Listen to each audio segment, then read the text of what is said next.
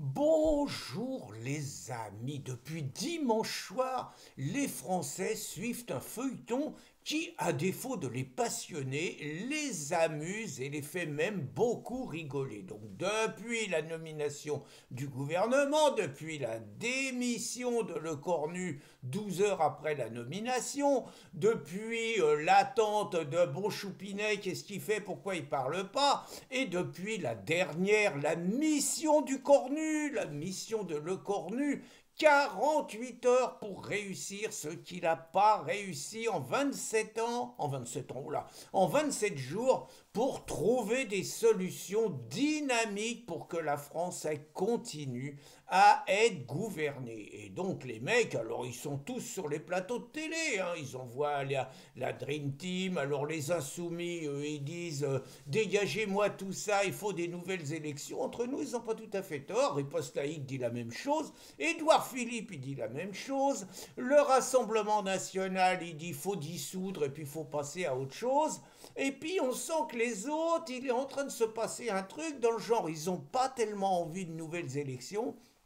Parce que, bon, des nouvelles élections, c'est clair que le Rassemblement national est parti pour rafler la mise.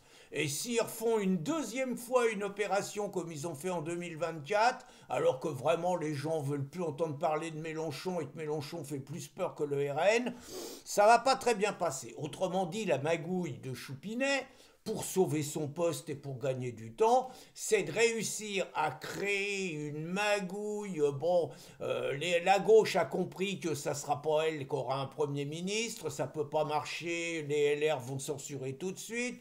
Donc Lucie Castex, c'est fini, la paluche de Fort qui se voyait premier ministre, bon, c'est plié. LR ont compris que bah c'est pas eux qui peuvent être à Matignon, ça fait 2 fois qu'ils ont des mecs proches d'eux, ça marche pas.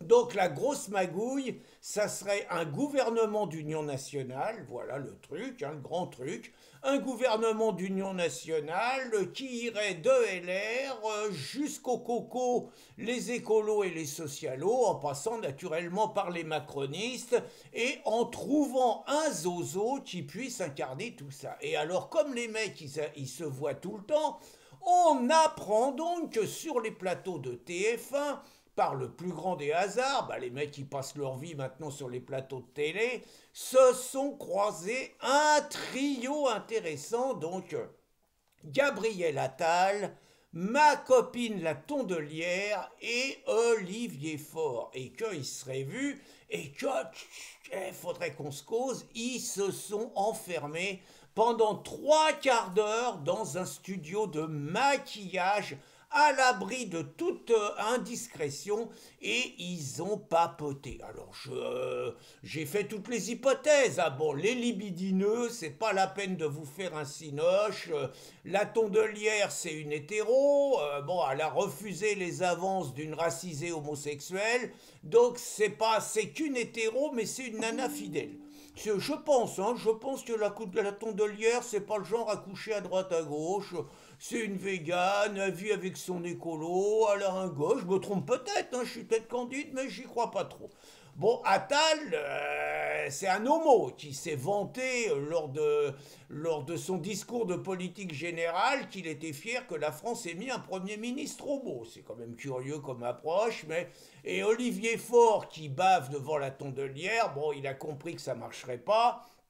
Et Olivier Faure, il a compris aussi qu'il serait jamais Premier ministre. Donc, qu'est-ce qu'ils ont pu bien se dire? Du moins qu'il n'y serait pas en ce moment. Qu'est-ce qu'ils ont pu bien se dire? À mon avis, tous les trois, ils sont d'accord sur un truc, il ne faut pas dissoudre. Hein, parce que si ça dissout, ils vont tous perdre. Hein. Attal, il est prêt à un Premier ministre de gauche. Hein, j'ai compris. Mais il ne fallait pas que ça soit un Premier ministre de gauche trop marqué.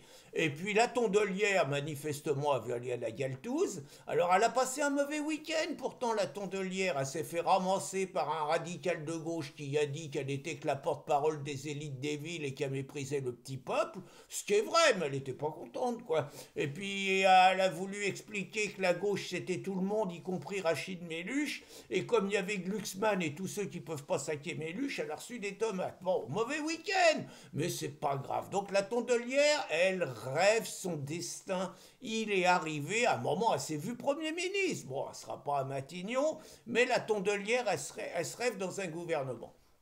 Donc la vraie question, c'est comment on peut faire une espèce de grande coalition qui réussisse à échapper à la censure, de laquelle seraient exclus les insoumis d'un côté, qui eux la jouent, alors c'est pas du tout des principes, mais eux ils pensent qu'il y a tout à perdre et qu'il faut jouer la destitution de Macron et que c'est eux qui raflent la mise. Je pense qu'au niveau calcul, c'est eux qui ont raison, hein, je pense. Et de l'autre côté, le RN, qui veut pas mettre en avant la gamelle, la destitution de Macron, mais qui veut revoter. Donc eux deux seraient exclus, et le truc, c'est de réussir un bloc, ce que personne ne réussit à faire depuis la dissolution ratée de Macron, les nouvelles législatives et la grosse magouille. Donc en gros, c'est réussir à trouver un Premier ministre autour duquel puisse se faire quelque part un espèce de consensus mou qui permette d'éviter une nouvelle élection qui serait dévastatrice pour le bloc central, les macronistes, mais aussi pour les socialos, les écolos, et qui serait excellente pour le RN. Donc tout faire pour éviter ces élections et sortir du chapeau l'arme secrète, celui ou celle qui va être capable d'avoir une majorité qui permet à Choupinet de gagner du temps. Et je vous fais un pronostic, vous allez sans doute vous foutre de moi, mais je vous fais le pronostic que peut-être Ségolène Royal, et je rappelle qu'elle est née en 1953 et que je la défendrai bec et ongle. Bonne journée les amis, et à suivre la suite du feuilleton que malheureusement, je vous l'expliquerai demain, je ne pourrai pas couvrir comme j'espérais pouvoir le couvrir. Bonne journée à tous.